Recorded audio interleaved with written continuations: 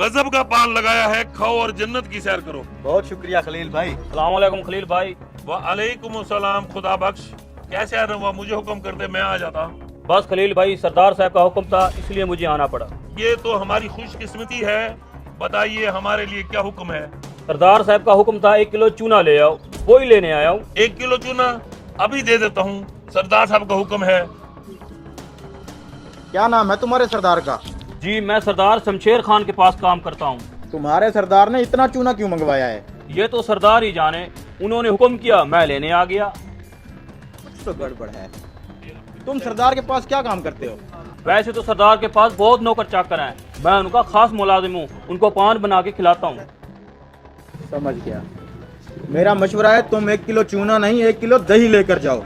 ये क्या बोल रहे हैं आप? सरदार ने चूना ही कहा है तो मैं दही क्यों लेके जाऊँ? अरे मियाँ, अपनी खैर चाहते हो तो चूना नहीं दही लेके जाओ। चलो भाई, तुम्हारा चूना। अरे मियाँ, अपनी खैर चाहते हो तो चूने की जगह दही लेके जाओ। अगर इसने सरदार की बात न मानी तो वो इसकी जान ले लेगा।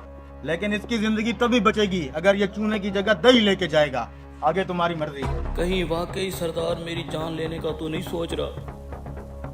अरे भाई, तुमने उसको चूने की जगह दही ले जाने का क्यों कहा? राज की बात है खलील भाई, आप एक पान लगाओ।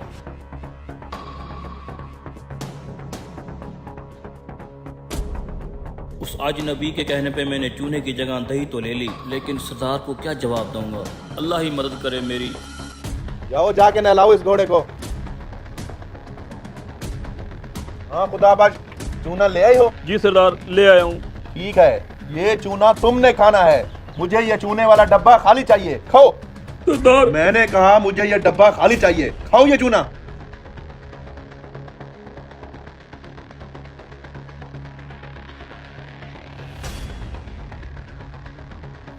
खा लिया सरदार। खा लिया? 1 किलो चूना खाने के बाद तुम जिंदा कैसे हो? इस डब्बे में चूना ही था ना? सरदार, इस डब्बे में चूना नहीं दही थी। दही?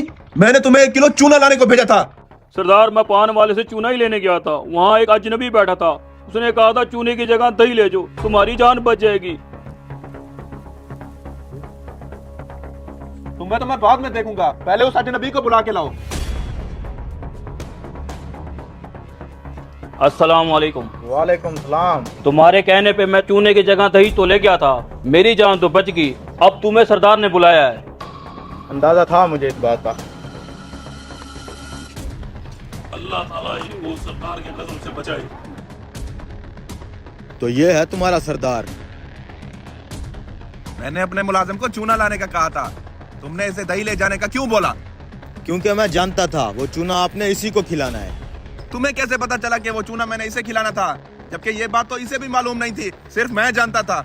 जब इसने पान वाले से 1 किलो चूना मांगा तभी मुझे शक हो गया था कि पान बनाने के लिए 1 किलो चूना तो कोई भी नहीं मंगवाता। फिर मैंने इससे पूछा कि तुम सरदार के पास क्या काम करते हो, तो इसने मुझे बताया कि ये आपका खास मुलाजिम है जो आपको पान बना के खिलाता है। तब मैं समझ गया कि आज सुबह जो इसने आपको पान खिलाया होगा उसमें चूना ज्यादा लग गया होगा। आपकी जुबान कट गई होगी तो आपने सोचा होगा सजा के तौर पर इस मुलाजिम को भी चूना खिला के मारा जाए। बस इसीलिए मैंने इसको कहा कि दही ले जाओ।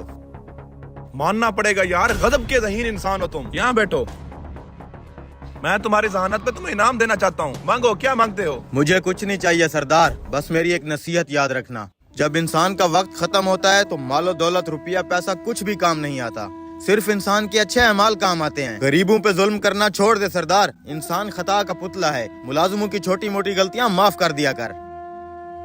मैंने दौलत के नशे में चूर होकर गरीबों पर बड़े जुल्म किए हैं। पता नहीं क्यों मैं ये बात भूल गया था कि मैंने भी मरना है। हमसे कई बड़े बड़े तानाशाहों को मट्टी खा गई है। अल्लाह हमारी गलतियों को माफ करे।